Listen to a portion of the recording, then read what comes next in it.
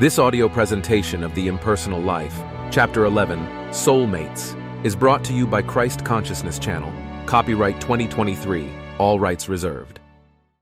Let us now examine into some of the things I have given you, those especially of which you cannot yet acknowledge me as the giver. Perhaps the particular position in life you now occupy you do not think the best adapted for the expression of my idea surging within you. If so, then why not step out of that position into the one of your choice? The mere fact that you cannot or do not do this proves that at this time, such position is the one best suited to awaken in you certain qualities necessary for my perfect expression, and that I, your own self, am permitting you to remain therein, until you can recognize my purpose and meaning hidden within the power such position has to disturb your peace of mind and keep you thus dissatisfied. When you recognize my meaning and determine to make my purpose your purpose, then and then only will I give you the strength to step out of that position into a higher I have provided for you. Perhaps the husband or the wife you have, you think, is far from being suited to you or capable of helping along your spiritual awakening, being only a hindrance and detriment instead. You may even be secretly contemplating leaving or wishing you could leave that one for another who sympathizes and joins with you in your aspirations and seeking, and therefore seems more nearly your ideal. You may run away if you will, but know that you cannot run away from your own personality. That in selfish craving for a spiritual mate, you may attract only one who will force you to a tenfold longer and harder search among the illusions of the mind, before you can again awaken to the consciousness of my voice speaking within. For a sympathetic and appreciative mate would only feed the personal pride and selfish desire for spiritual power in you, and develop further the egotistic side of your nature. Likewise, a loving, trusting, yielding mate might encourage only selfishness and conceit when you are not yet abiding in the consciousness of my impersonal love, while a tyrannical, suspicious, nagging mate may provide the sole discipline you still need. Did you but know it, the one who is your true soulmate is in reality an angel from heaven, even as are you, one of the attributes of my divine self, come to you to teach you that only when you have purged your own personality so that my holy love can express, can you be freed from any conditions which may now be causing you so much disturbance of mind and unhappiness of soul. For not until this soul, this angel from heaven, this other part of my and yourself, who has come to you and is yearning and striving to call into expression through you the impersonal love, the tender, thoughtful care for others, the poise of mind and peace of heart, the quiet, firm mastery of self, which alone can open the doors so it can step forth into the freedom of its own glorious being and be to you its own true self. Not until you can see this soul in all its divine beauty, free of this earthly bondage, will it ever be possible for you to find and recognize that ideal you seek.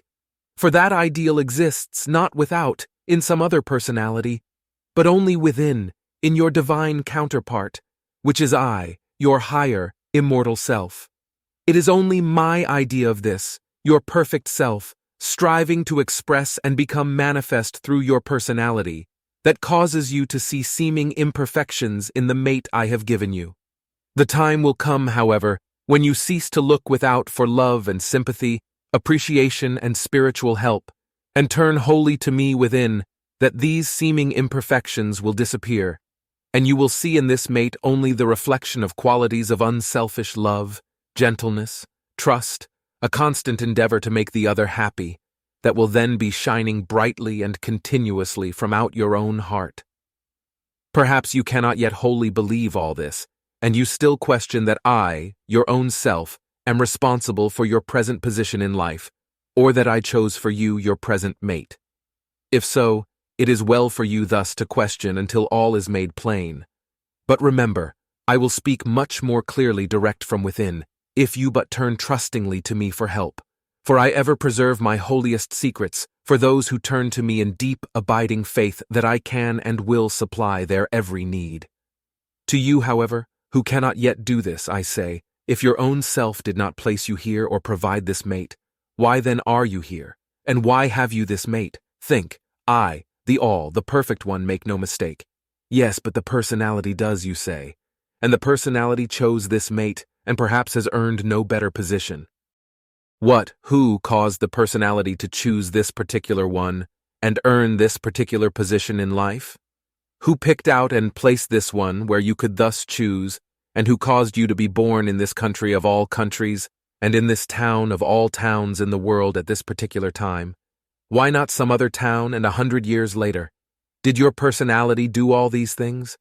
Answer truly and satisfactorily these questions to yourself, and you will learn that I, God, within you, your own self, do all things that you do, and I do them well.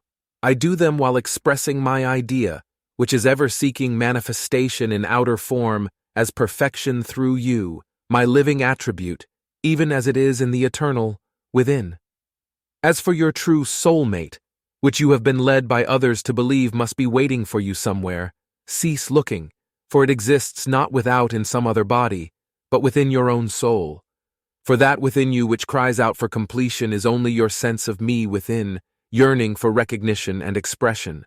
Me, your own divine counterpart, the spiritual part of you, your other half, to which and which alone you must be united, before you can finish what you came on earth to express. This is indeed a mystery to you who are not yet wedded in consciousness to your impersonal self. But doubt not, when you can come to me in complete surrender, and will care for naught else than union with me, then will I disclose to you the sweets of the celestial ecstasy I have long kept in reserve for you.